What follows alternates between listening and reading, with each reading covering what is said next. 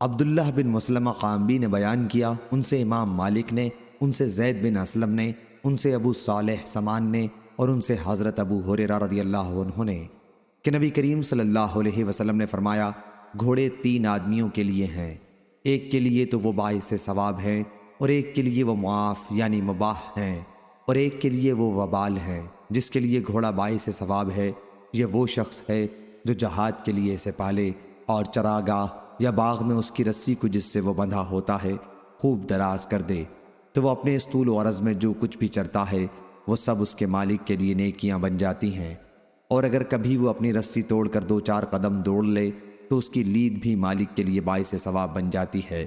اور کبھی اگر وہ کسی نہر سے گزرتے ہوئے اس میں سے پانی پی لے، اگرچہ مالک کے دل میں اسے پہلے سے پانی پلانے کا خیال بھی نہ تھا، پھر بھی گھوڑے کا پانی پینا اس کے لیے ثواب بن جاتا ہے۔ اور ایک وہ آدمی جو گھوڑے کو لوگوں کے سامنے اپنی حاجت پر پردہ پوشی اور سوال سے بچے رہنے کی غرض سے پالے، اور اللہ تعالیٰ کا جو حق اس کی گردن اور اس کی پیٹھ میں ہے اسے بھی وہ فراموش نہ کرے، تو یہ گھوڑا اس کے لیے ایک طرح کا پردہ ہوتا ہے۔ اور ایک شخص وہ ہے جو گھوڑے کو فخر اور دکھاوے اور اہل اسلام کی دشمنی میں پالے، تو وہ اس کے لیے وبال جان ہے۔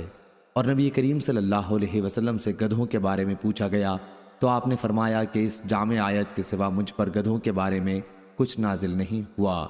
کہ جو شخص ایک ذرے کے برابر بھی نیکی کرے گا تو اس کا بھی وہ بدلہ پائے گا، اور جو شخص ایک ذرے کے برابر بھی برائی کرے گا تو وہ اس کا بھی بدلہ پائے گا۔ صحیح بخاری حدیث نمبر 3646۔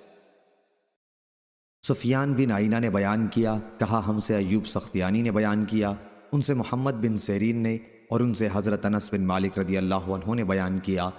کہ نبی کریم صلی اللہ علیہ وسلم خیبر میں صبح سویرے ہی پہنچ گئے۔ خیبر کے یہودی اس وقت اپنے پھاوڑے لے کر کھیتوں میں کام کرنے کے لیے جا رہے تھے کہ انہوں نے آپ کو دیکھا، اور یہ کہتے ہوئے کہ محمد لشکر لے کر آ گئے وہ قلعے کی طرف بھاگے۔ اس کے بعد آن حضرت صلی اللہ علیہ وسلم نے اپنے ہاتھ اٹھا کر فرمایا، اللہ اکبر، خیبر تو برباد ہوا کہ جب ہم کسی قوم کے میدان میں جنگ کے لیے اتر جاتے ہیں تو پھر ڈرائے ہوئے لوگوں کی صبح بری ہو جاتی ہے۔ صحیح بخاری حدیث نمبر 3647۔ محمد بن اسماعیل ابن ابی الفدیق نے بیان کیا، ان سے محمد بن عبد الرحمن ابن ابی ذئب نے، ان سے سعید مقبری نے، اور ان سے حضرت ابو ہریرہ رضی اللہ عنہ نے بیان کیا کہ میں نے عرض کیا، یا رسول اللہ، میں نے آپ سے بہت سی احادیث اب تک سنی ہیں لیکن میں انہیں بھول جاتا ہوں۔ حضرت صلی اللہ علیہ وسلم نے فرمایا کہ اپنی چادر پھیلاؤ۔ میں نے چادر پھیلا دی اور آپ نے اپنے ہاتھ سے اس میں ایک لب بھر کر ڈال دی اور فرمایا کہ اسے اپنے بدن سے لگا لو۔ چنانچہ میں نے لگا لیا اور اس کے بعد کبھی کوئی حدیث نہیں بھولا۔ صحیح بخاری حدیث نمبر 3648۔ سفیان بن عیینہ نے بیان کیا، ان سے عمرو بن دینار نے بیان کیا، اور انہوں نے حضرت جابر بن عبداللہ رضی اللہ عنہ سے سنا۔ انہوں نے بیان کیا کہ ہم سے حضرت ابو سعید خدری رضی اللہ عنہ نے بیان کیا کہ رسول اللہ صلی اللہ علیہ وسلم نے فرمایا، ایک زمانہ آئے گا کہ اہل اسلام کی جماعتیں جہاد کریں گی، تو ان سے پوچھا جائے گا کہ کیا تمہارے ساتھ رسول اللہ صلی اللہ علیہ وسلم کے کوئی صحابی بھی ہیں؟ وہ کہیں گے کہ ہاں، تب ان کی فتح ہوگی۔ پھر ایک ایسا زمانہ آئے گا کہ مسلمانوں کی جماعتیں جہاد کریں گی، اور اس موقع پر یہ پوچھا جائے گا کہ کیا یہاں رسول اللہ صلی اللہ علیہ وسلم کے صحابی کی صحبت اٹھانے والے تابعی بھی موجود ہیں؟ جواب ہوگا کہ ہاں، اور ان کے ذریعے فتح کی دعا مانگی جائے گی۔ اس کے بعد ایک زمانہ ایسا آئے گا کہ مسلمانوں کی جماعتیں جہاد کریں گی، اور اس وقت سوال اٹھے گا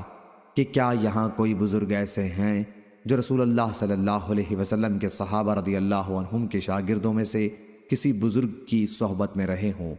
جواب ہوگا کہ ہاں ہیں، تو ان کے ذریعے فتح کی دعا مانگی جائے گی، پھر ان کی فتح ہوگی۔ صحیح بخاری حدیث نمبر 3649۔ شعبہ نے خبر دی، انہیں ابو جمرہ نے کہا، میں نے زہدم بن مضرب سے سنا، کہا کہ میں نے حضرت عمران بن حسین رضی اللہ عنہ سے سنا، انہوں نے کہا کہ رسول اللہ صلی اللہ علیہ وسلم نے فرمایا، میری امت کا سب سے بہترین زمانہ میرا زمانہ ہے،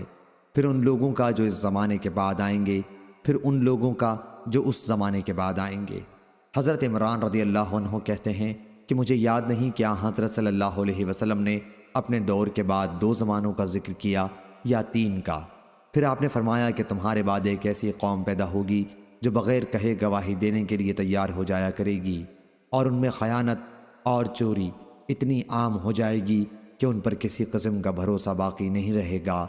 اور نظریں مانیں گے لیکن انہیں پورا نہیں کریں گے۔ حرام مال کھا کھا کر ان پر موٹاپا عام ہو جائے گا۔ صحیح بخاری حدیث نمبر 3650۔